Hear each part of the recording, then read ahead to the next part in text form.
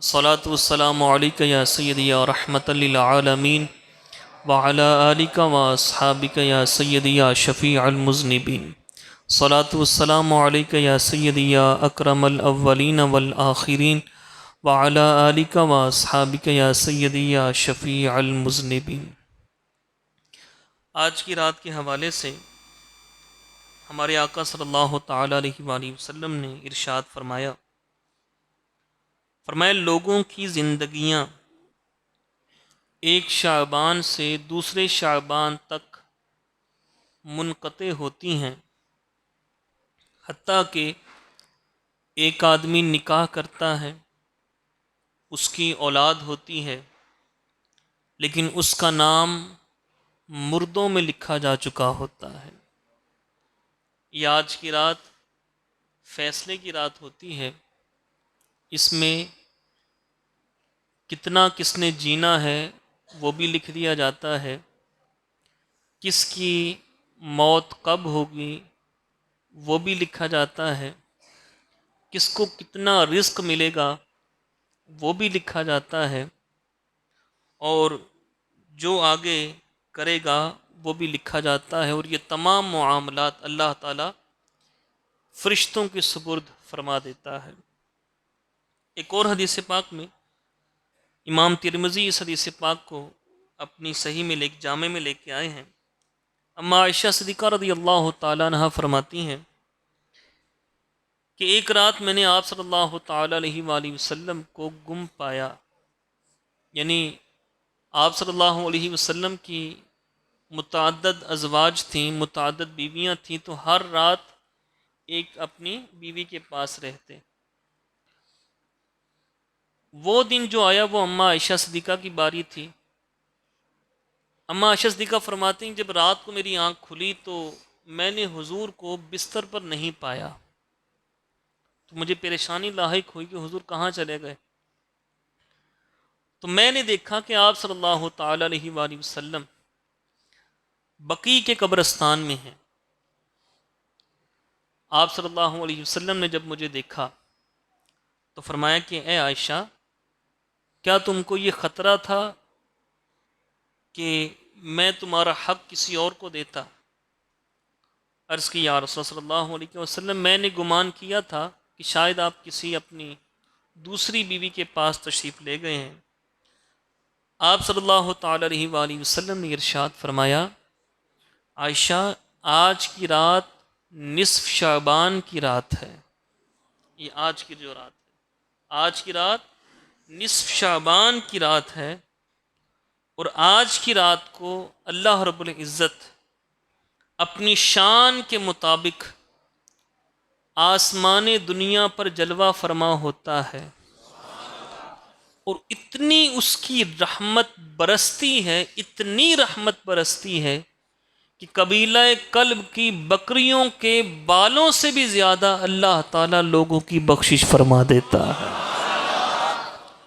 تو فرمایا عائشہ، اس لیے میں یہاں پر اللہ تعالیٰ کی عبادت کرنے کے لیے آیا تھا۔ مولا علی شیر خدا رضی اللہ تعالیٰ عنہ آپ بھی ایک حدیث پاک روایت کرتے ہیں، اور ابن ماجہ کے اندر یہ حدیث پاک موجود ہے۔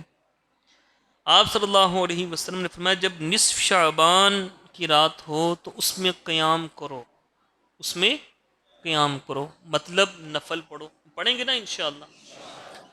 فرمایا نفل پڑھو، اس کے دن میں روزہ رکھو، کیونکہ اللہ تعالیٰ اس رات غروب شمس سے آسمان دنیا کی طرف نازل ہوتا ہے اور فرماتا ہے کوئی بخشش طلب کرنے والا کہ میں اس کو بخش دوں، ہے کوئی مانگنے والا میں اس کو عطا کروں، ہے کوئی رزق کا طالب میں اس کو بے بہا رزق عطا کروں۔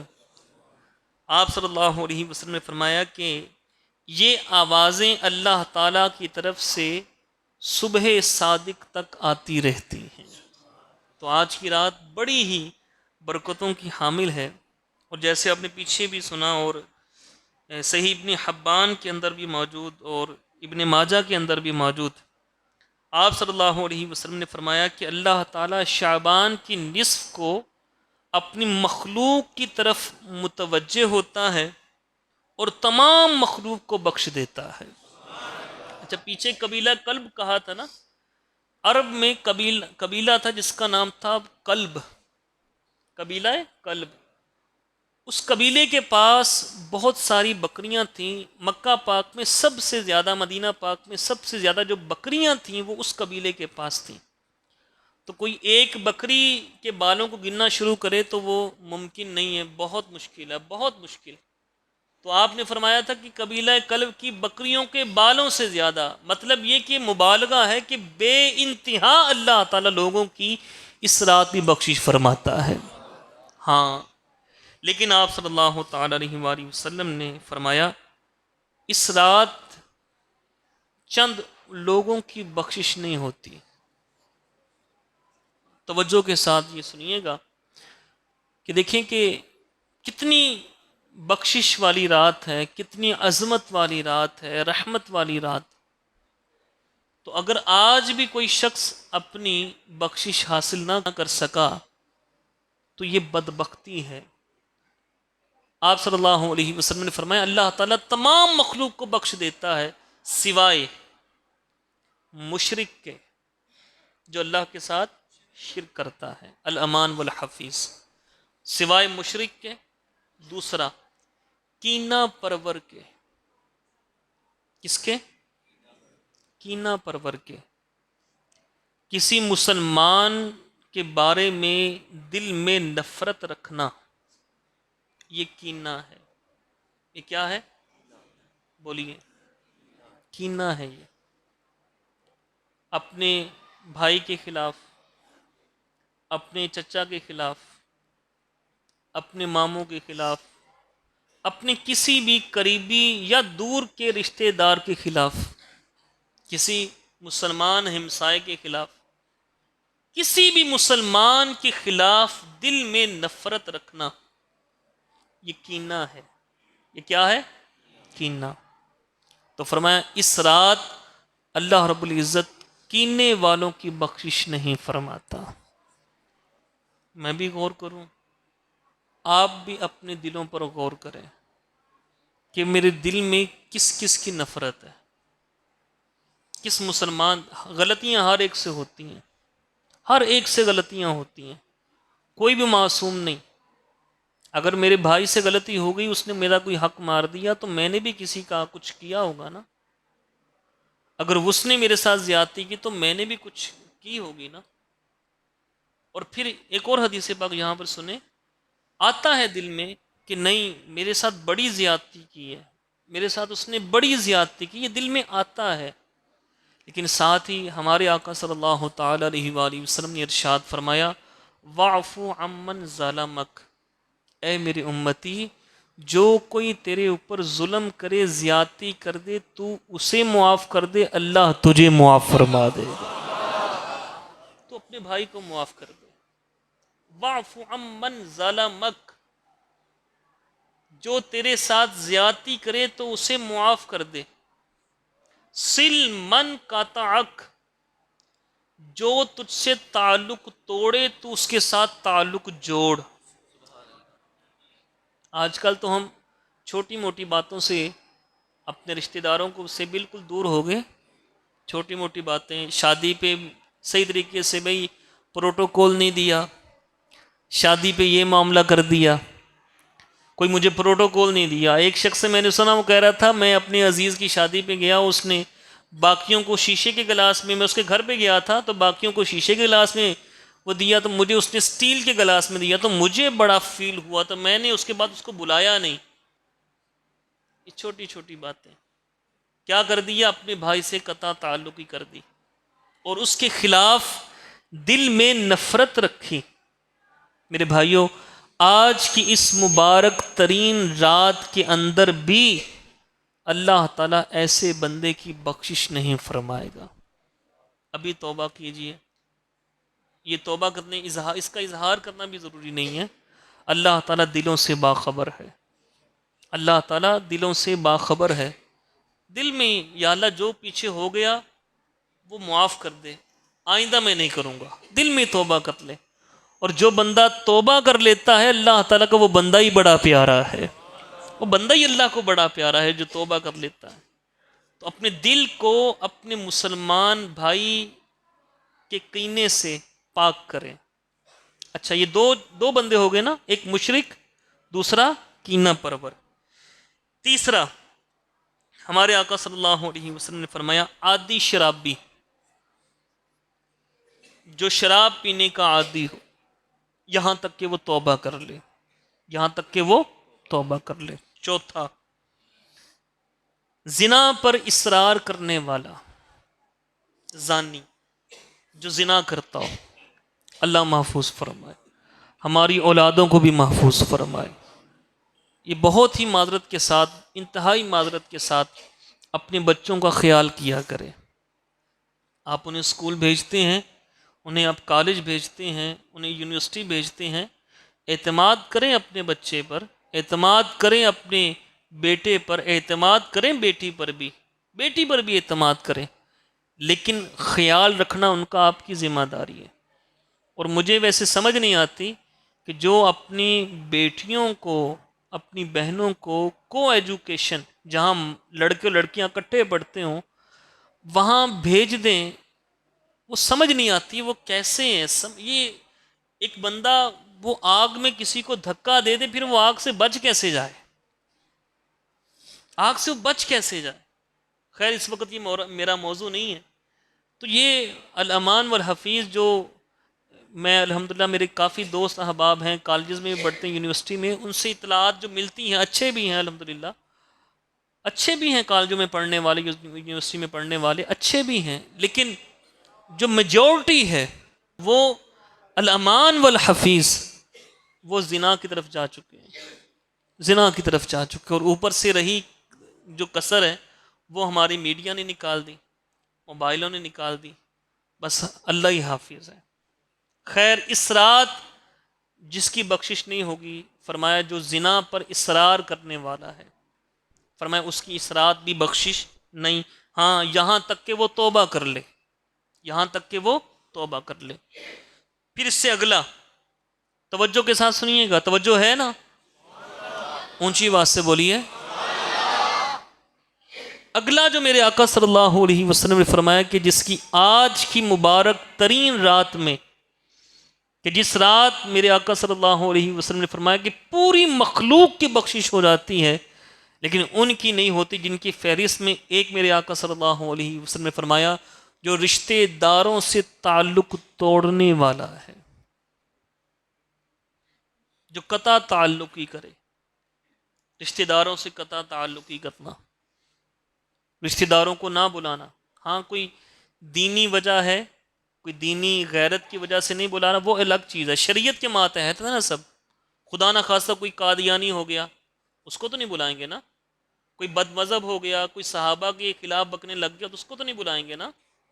کوئی نعوذ باللہ اہل بیت کی مخالف باتیں کرنے لگ گیا، اس کو تو نہیں بلائیں گے نا۔ یہ یعنی اب رشتہ دار بھی ایسا ہے جو سب کو مانتا ہے، ہمارا مومن بھائی، یہ پتہ ہے مسلمان ہے، بد مذہب بھی نہیں ہے، پھر بھی اس سے قطع تعلقی کرنا شریعت میں اتنا یہ ناپسند ہے، اتنا ناپسند۔ یہ آج کی اس مبارک ترین رات میں اللہ تعالیٰ اس کی بخشش بھی نہیں فرماتا یہاں تک کہ وہ توبہ کر لے، توبہ کر لے یہاں تک کہ۔ میرے بھائیو یہ نیت کریں کہ انشاءاللہ آگے جب موقع ملے گا تو انشاءاللہ صلح کریں گے نا انشاءاللہ۔ اللہ توفیق۔ اپنے وہ ہوتا ہے اور یار میری نک نہیں رہنی، میری نک نہیں رہنی، میری عزت نہیں رہنی، میری وہ جو ہے نا وہ ایگو وہ بڑی ڈسٹرب ہوگی، اس سے وہ میری ایگو بڑی ڈسٹرب ہوگی۔ لوگ کیا صلح کر لی تو وہ دے نال لوگ کی کہیں گے، سنیے لوگ کیا کہیں گے اور ہمارے آقا کیا فرما رہے ہیں۔ ہمارے آقا صلی اللہ تعالی علیہ وآلہ وسلم نے ارشاد فرمایا جس نے صلح کی، جس نے صلح کی، آگے بڑھا، صلح کی، فرمایا اس کا انجام جنت ہے۔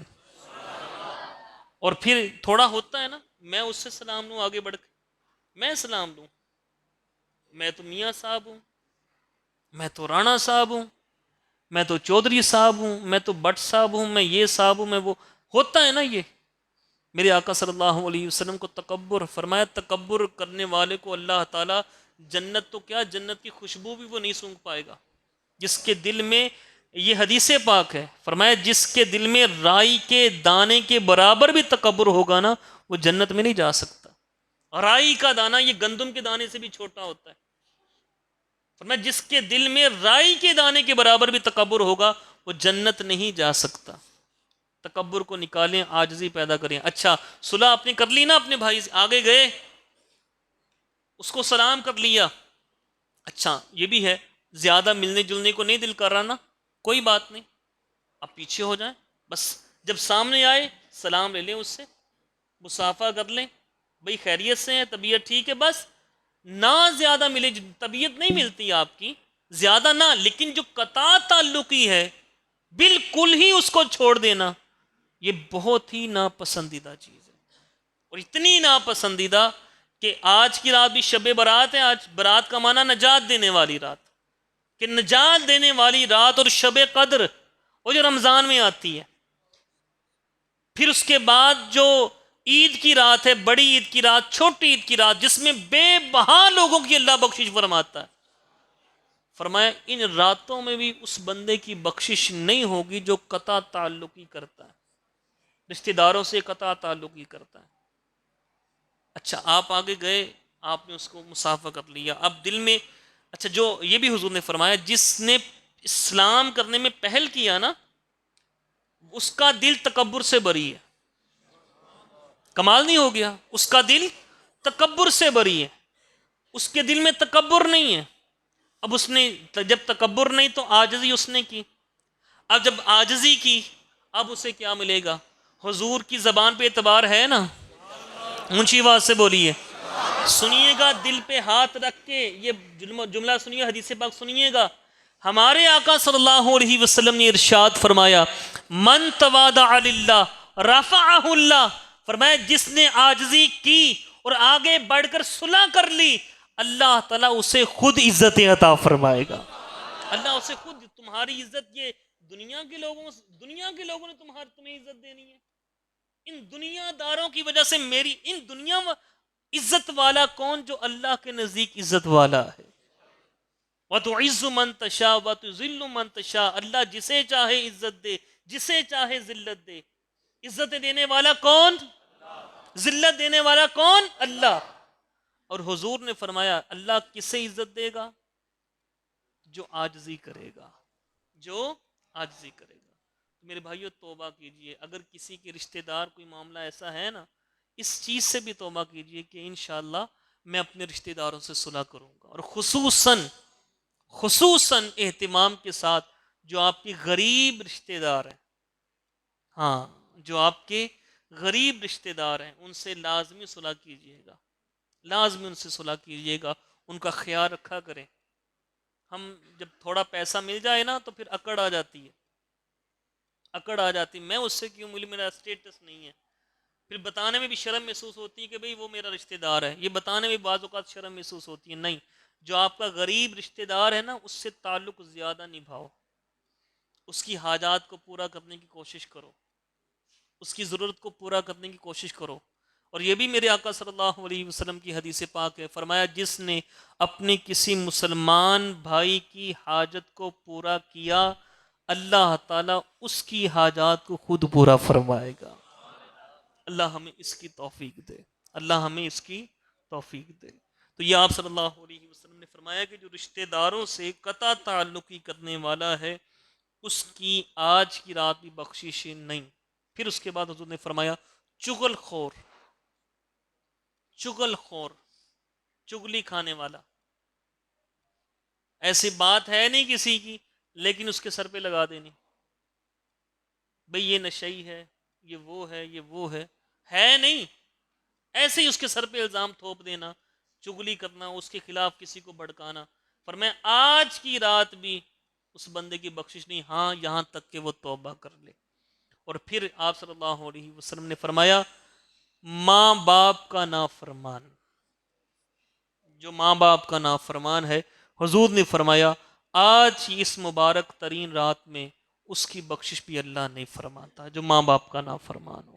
قبلہ حضرت صاحب رحمۃ اللہ تعالی علیہ، مفتی محمد سیدی مفتی محمد امین صاحب رحمۃ اللہ تعالی علیہ، آپ شب برات کو یہ باقاعدہ آپ یہ فرمایا کرتے تھے کہ اگر کسی کا ماں باپ اس سے راضی نہیں ہے نا تو وہ اجتماع سے اٹھ کے چلا جائے، جا کر صرف اپنے ماں باپ سے معافی مانگ لے، ماں باپ کو راضی کر دے۔ اگر اس کے ماں باپ اس سے راضی ہو گئے، اللہ اس سے راضی ہو جائے گا، اللہ اسی کی بخشش فرما دے گا۔ ماں باپ کو راضی رکھیں، اپنے ماں باپ کو راضی رکھیں۔ ماں باپ کی خدمت کرنے سے اللہ تعالیٰ کتنا خوش ہوتا ہے۔ قرآن پاک میں کئی جگہ پر ماں باپ کے بارے میں آیا۔ بڑی مشہور و معروف یہ آیت کریمہ وَقَضَىٰ رَبُّكَ أَلَّا تَعْبُدُوا إِلَّا إِيَّاهُ، اللہ نے فیصلہ فرما دیا ہے کہ صرف اسی رب کی عبادت کی جائے۔ وَبِالْوَالِدَيْنِ إِحْسَانًا، اور والدین کے ساتھ احسان کیا جائے۔ ماں باپ کے ساتھ بولیے احسان کیا جائے۔ ہاں بھئی ماں باپ تو بوڑھے ہو گئے، اب باپ تو کسی کام کا نہیں رہا، وہ تو اب کماتا تھوڑی ہے، وہ تو اب کسی کام کا نہیں ہے۔ کسی کام کا نہیں، ہر کام کا تمہارا باپ ہے۔ اس باپ کی وجہ سے تمہیں جنت ملے گی، اس ماں کی وجہ سے تمہیں جنت ملے گی۔ میرے آقا صلی اللہ علیہ وسلم سے سوال ہوا، عرض کی یا رسول اللہ صلی اللہ علیہ وسلم، یہ جو ماں باپ ہیں یہ ان کا مقام، فرمایا ہما جنت کا و ہما نارو کا، تمہارے ماں باپ ہی تمہارے لیے جنت ہیں، تمہارے ماں باپ ہی تمہارے لیے دوزخ ہیں۔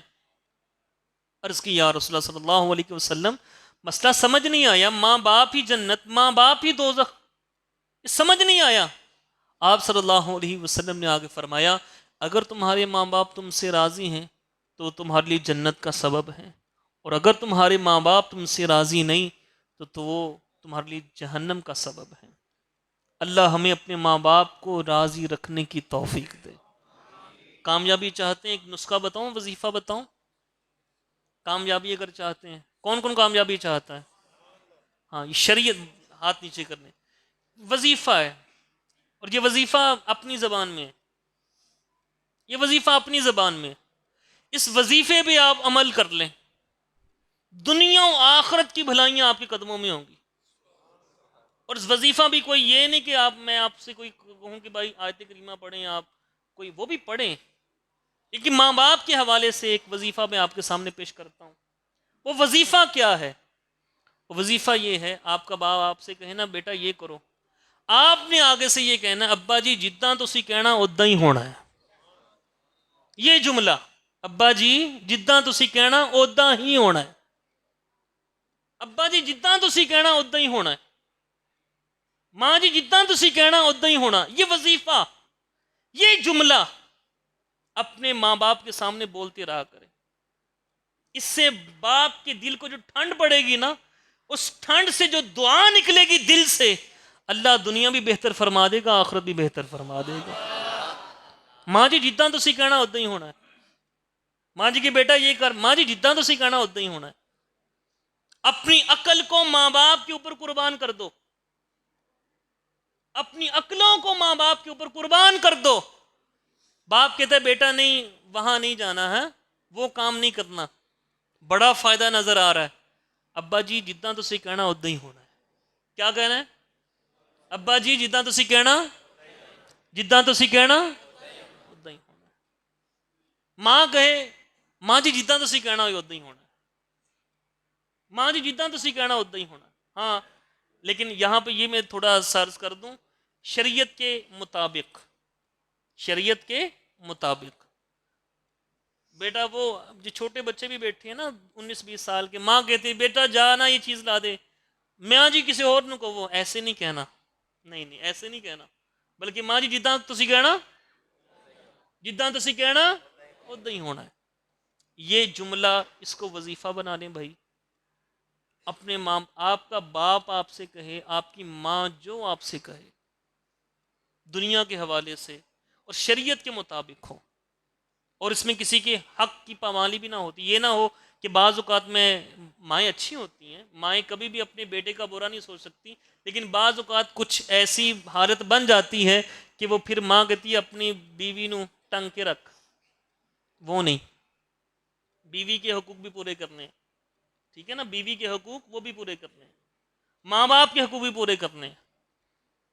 ماں کہے کہ بیٹا نہیں داڑھی ابھی نہ رکھو, ابھی تم جوان ہو, ابھی تم جوان ہو, داڑھی ابھی نہ رکھو, تو ماں سے 10 بس عرض کرتی ماں جی یہ آپ کا کہا ماننے کا مجھے شریعت نے کہا, اور شریعت نے کہا کہ داڑھی رکھو. شریعت کے مطابق ماں باپ جو بھی کہیں آگے سے یہی کہنا ہے, بابا جی جو تسی کہنا, ماں جی جو تسی کہنا ادا ہی ہونا. یہ جملہ میرے بھائیوں اپنی زبان پہ لے آئیں, اپنی زبان پہ یہ جملہ لے آئیں اور دل سے اس کو یہ اپنے ماں باپ کے سامنے کہا کریں. میرے بھائیوں خدا کی قسم, خدا کی قسم, اللہ دنیا بھی سنوار دے گا, آخرت بھی سنوار دے گا. یہ بہت سارے سجدوں کا میں آپ کو نہیں کہہ رہا کہ نفل آپ پڑھو تو پھر نہیں, یہ آپ کو یہ حدیث پاک یاد ہونی چاہیے. میرے آقا صلی اللہ تعالی علیہ وآلہ وسلم کے پاس ایک صحابی آئے, عرض کی یا رسول اللہ صلی اللہ علیہ وسلم اب میں نماز پڑھوں, میں روزہ رکھوں, میں حج کروں, میں زکوٰۃ دوں, کیا جنت چلا جاؤں گا؟ کیا میں جنت چلا جاؤں گا؟ آپ صلی اللہ علیہ وسلم نے فرمایا ہاں, اگر تو نماز پڑھے, روزہ رکھے, حج کرے, زکوٰۃ ادا کرے, جنت میں چلا جائے گا. پھر وہ صحابی کہتے ہیں آقا میں آپ سے وعدہ کرتا ہوں میں یہ کام کروں گا. وہ صحابی اٹھے, چلے گئے وہاں سے. حضور نے پیچھے سے ایک اور صحابی کو فرمایا نہیں نہیں بلاؤ اسے, واپس بلاؤ. وہ واپس آئے. آپ صلی اللہ علیہ وسلم نے فرمایا اے میرے صحابی یہ بات یاد رکھنا, نماز, روزہ, حج, زکوٰۃ اس وقت قبول ہیں جب تمہارے ماں باپ تم سے راضی ہیں. تمہارے ماں باپ تم سے راضی ہیں. اگر ماں باپ راضی نہیں, نہ نماز قبول نہ روزہ قبول. اپنے ماں باپ کو راضی کرے, اپنے ماں باپ کو راضی. ہاں باپ دقیانوسی ہو گیا نا, وہ پرانی سوچ کا بابا ہے, اس کو پتہ ہی نہیں آج کی سائنسی دور کا. آج کل تو بڑے جدید قسم کے وہ نکلتے ہیں نا, جدید قسم. باپ کو کیا پتا؟ نہیں میرے بھائی, اللہ کو پتا ہے, اللہ کو پتا ہے. اور حضور نے فرمایا باپ کی رضا میں رب کی رضا ہے, باپ کی رضا میں رب کی رضا, اور باپ کی ناراضگی میں رب کی ناراضگی ہے. ابا جی جتنا تسی کہنا ادا ہی ہو جانا ہے, جتنا تسی کہنا ادا ہی ہو جانا ہے. اپنے ماں باپ کا اس حد تک کہا مانو. پھر آپ صلی اللہ تعالی علیہ وآلہ وسلم نے ارشاد فرمایا انت و مالک لی ابی کا. ایک طویل حدیث ہے, اس کا میں ایک ٹکڑا میں آپ کے سامنے رکھا ہے. بندہ کماؤ پتر بن گیا. اب باپ کہتا ہے بیٹا کچھ پیسے دے دو مجھے بھی, کچھ مجھے بھی پیسے دے دو. باپ اب 1000 روپیہ دے دیا, 2000 دے دیا, 10,000 دے دیا. باپ کے اوپر بڑا احسان کیا ہے, بڑا احسان کیا باپ کے اوپر. 10,000 باپ کو دے دیا ہے, 2,000 دے دیا ہے, 5,000 دے دیا ہے. میرے حضور کا یہ فیصلہ ہے. آپ صلی اللہ تعالی علیہ وآلہ وسلم نے فرمایا انت و مالک لی ابی کا. فرمایا سن لو, تم اور تمہارا مال تمہارے باپ کا ہے. تمہارے باپ, تم بھی اپنے باپ کے ہو, تمہارا مال بھی آپ کا ہے. کہ صحابہ کرام نے عرض کی یا رسول صلی اللہ علیہ وسلم ہم جو خرچ کرتے ہیں, ٹائم چونکہ ہو چکا, ہم آخری باتیں کر کے اجازت چاہوں گا. ہم جو خرچ کریں تو سب سے زیادہ ہمارے خرچ کا مستحق کون؟ اللہ تعالیٰ نے قرآن پاک میں ارشاد میں سب سے پہلے اپنے والدین کو دو. کس کو دو؟ بولیے, والدین کو دو. سب سے پہلے والدین کو دو. اور یہاں بھی ایک کامیابی کا نسخہ آپ کو بتاتا چلوں, آپ کے باپ کو مانگنے کی نوبت نہ آئے آپ سے, آپ کی ماں کو آپ سے مانگنے کی نوبت نہ آئے. اس کا خیال رکھا کریں, اپنی طرف سے پوری کوشش کریں. میرے باپ کو کیا حاجت ہے, میری ماں کو اس وقت کیا حاجت ہے. جو حاجت ہو نا اپنے اوپر تھوڑا دباؤ ڈال کر بھی اس حاجت کو پورا کر دو. دیکھیں نا میرے بھائی, میں نے آپ کو حدیث پاک سن, جو اپنے بھائی کی حاجت کو پورا کرے گا اللہ اس کی خود حاجات کو پورا فرمائے گا. تو جو اپنے ماں باپ کی حاجتوں کو پورا کرے اللہ اس سے کتنا راضی ہوگا, کتنا اللہ اس سے راضی ہوگا. اس لیے میرے بھائیوں ان کے مانگنے سے پہلے یہ نہ ہو کہ میرا باپ مجھ سے مانگے گا تب دے دوں گا, نہیں, نہ مانگنے دیں. آپ بھی اگر کسی سے مانگیں گے نا تو آپ کو بھی اچھا نہیں لگتا ہوگا کہ میں کسی سے مانگوں، چاہے وہ آپ اپنا حق ہی لے رہے ہیں، چاہے آپ اپنا حق ہی لے رہے ہیں، لیکن اب مانگنا جو ہوتا ہے نا وہ بڑا کٹھن ہوتا ہے، بڑا کٹھن ہوتا ہے. ماں باپ کو مانگنے کی نوبت نہ آئے، ویسے ہی ان کی نذرانہ پیش کر دو، ماں جی قبول فرماؤ، ابا جی قبول فرماؤ. وہ قبول فرما رہے ہیں، تمہارے لیے سب سے بڑی دولت ہی یہ ہے، تمہارے لیے سب سے بڑی دولت ہی یہی ہے کہ تمہارا باپ تمہارا نذرانہ قبول فرما لے. اور پھر میں یہ بھی عرض کروں، ہم پیروں فقیروں کو ماننے والے ہیں، جو پیر ہیں نا، واقعی جو پیر ہیں ان کو ہم ماننے والے ہیں. الحمدللہ ہم اولیاء کرام کو ماننے والے ہیں. ہم مزارات پہ جاتے ہیں، اور ہم مزارات پہ الحمدللہ جاتے ہیں، اور یہ بھی ہم مزارات کو ماننے والے ہیں نا. آپ صلی اللہ علیہ وسلم کی حدیث پاک ہے، فرمایا کہ مزارات پہ جایا کرو. یہ میرے آقا صلی اللہ علیہ وسلم کی حدیث پاک ہے، صحیح سند کے ساتھ یہ ثابت ہے. قبروں کی زیارت کیا کرو، یہ آپ صلی اللہ علیہ وسلم کی حدیث پاک ہے. ہم ماننے، لیکن یاد رکھیے گا آپ کا سب سے بڑا پیر، آپ کا سب سے بڑا جو پیر ہے وہ آپ کا باپ ہے. آپ کا، بولیے، باپ، آپ کی ماں، یہ سب سے بڑے پیر ہیں. ہم ماں، وہ پیر و مرشد کے جا کے ہاتھ چومیں گے، پاؤں بھی دبا لوں جی. اب پیروں کو دبا لیا، فقیروں کو دبا لیا، تو ماں باپ کو کبھی پوچھا ہی نہیں. اور معذرت کے ساتھ دل اس وقت روتا ہے، اور اتنا پریشانی ہوتی ہے. سفید داڑھی بیٹا جناب موٹر سائیکل کے اوپر جا رہا ہے، باپ ریڑھی کے اوپر دھکا لگا رہا ہے، مزدوری کر رہا ہے. ارے بوڑھا باپ کتنا کھا لے گا، کیا وہ کر لے گا؟ لیکن بیٹے نے اتنا باپ کو مجبور کر دیا کہ نہیں، باپ وہ بوڑھا کہتا ہے نہیں، میں اپنا ہی کھانا ہے، میں بنتے کو منگنا ہی نہ پوے. ایسی نوبت نہ آئے. اپنے ماں باپ کی دل سے خدمت کیجئے، کریں گے نا انشاءاللہ. آخری بات، قبلہ حضرت صاحب رحمۃ اللہ تعالی علیہ، میں نے شاید یہ پہلے بھی آپ کو واقعہ سنایا ہو. آپ فرماتے ہیں میں اپنے والد صاحب اور والدہ صاحبہ کے ساتھ حج پہ گیا، اور اس وقت جو حج ہوتا تھا وہ بحری جہاز کے اندر ہوتا تھا. اب تو ہے نا پلین میں 4-5 گھنٹے میں آپ پہنچ گئے سعودی عرب. اللہ ہمیں لے جائے، اللہ کرے وہ دروازے ہمارے لیے کھل جائیں. آج کی اس رات کا صدقہ اللہ تعالی ہمیں حج کی سعادت نصیب فرمائے. تو پہلے ہوتا تھا بحری جہاز میں سفر ہوتا تھا مدینہ پاک کا، جدہ تک. تو بحری جہاز کی پھر منزلیں ہوتی تھیں 3-4، اور سمندر میں تقریباً قبلہ حسن نے جو مجھے بتایا، آپ نے فرمایا 7 دن لگتے تھے، بعض 7 دن 12 دن بھی لگتے تھے. یعنی اب 7 دن سمندر میں ہی رہنا ہے، 12 دن سمندر میں ہی رہنا ہے، سفر ہو رہا ہے جدہ کا. اب کیا ہوا، قبلہ حسن فرماتے میری والدہ جو تھیں بہت ضعیف تھیں، بہت ضعیف تھی. والد صاحب بھی ضعیف تھے. حج پہ لے کے گیا، حج پہ گیا ان کے ساتھ، تو ہمیں سب سے نچلی منزل ملی. تو اب وضو کرنے کے لیے جگہ جو تھی وہ سب سے اوپر والی منزل تھی. تو کہتے کہ میں اپنی والدہ کو اٹھاتا، اور پھر اوپر والی منزل، پھر اس سے والی اوپر والی، پھر اس سے سب سے اوپر والی منزل پہ آتا، اپنی میں والدہ کو وضو کرواتا. اب دن میں 3 چکر بھی لگے تو ایک مشقت تو ہے نا، لیکن انہوں نے دل و جان سے ماں کی خدمت کی. تو وہاں اس وقت وہ لوگ کہنے لگ گئے تھے جی حج ہے گا تو اس نوجوان دا ہے، جی حج ہے تو اس نوجوان دا ہے. پھر کہتے ہیں ہم وہاں چلے گئے، مکہ پاک چلے گئے. اب وہاں بھی سخت گرمی، بہت زیادہ گرمی. تو کہتے ہیں کہ ہماری بس چھوٹ گئی. تو کہتے ہیں اب سفر تھا لمبا، بس چھوٹ گئی. وہاں عرفات سے مزدلفہ جانا ہوتا ہے، پھر مینا جانا ہوتا ہے بس کے ذریعے، بس چھوٹ گئی، اور یہ میلوں کا سفر ہے یہ. تو کہتے ہیں میں کیا کرتا، اب والد صاحب کی نکسیر پھوٹ گئی گرمی کی وجہ سے. اب وہاں ان کو پانی پلایا، جو بھی کیا ان کا. اب ان سے بھی کچھ چلا نہ جائے، سخت دھوپ، ماں جی سے بھی نہ چلا جائے. ہمارے پاس ایک بکسا بھی تھا، ٹرنک تھا، اب وہ بھی میں نے پکڑنا تھا. کہتے میں نے کیا کیا، میں سب سے پہلے ماں جی کو اٹھاتا، ماں جی کو اٹھا کے دور چھوڑ کے آتا، پھر والد صاحب کو اٹھاتا، دور چھوڑ کے آتا، پھر ٹرنک اٹھاتا، پھر دور چھوڑ کے آتا، پھر وہاں سے آگے، پھر وہاں سے آگے.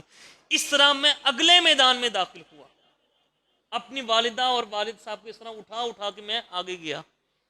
تو کہتے ہیں پھر بڑی دعائیں دی انہوں نے، مدینہ پاک آئے، بڑی دعائیں دی.